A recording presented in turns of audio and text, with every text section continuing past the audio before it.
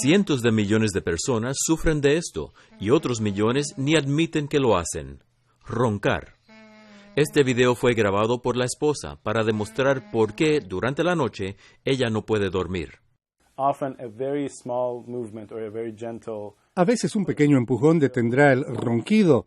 El problema es que es probable que comience a roncar de nuevo y nadie tiene la paciencia para seguir empujando toda la noche.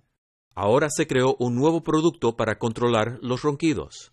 Se llama Nora y está atento a los ronquidos para darle un pequeño empujoncito antes de que se despierte el cónyuge. Nora realmente escucha el volumen del ronquido que está por debajo de la sensibilidad de su pareja. Así que, antes de que el ronquido aumente para despertarla, Nora empuja suavemente la almohada, lo que a su vez reduce el volumen del ronquido. Se coloca un monitor al lado de la cama para escuchar el ronquido.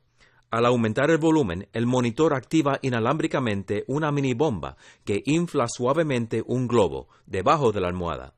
Este globo mueve la almohada lo suficiente como para activar los músculos de las vías respiratorias, aquietando el ronquido. Todo esto sucede sin que despierte el roncador o su pareja. Al presente, los creadores de Nora están en medio de su campaña Kickstarter, donde han recaudado $375,000.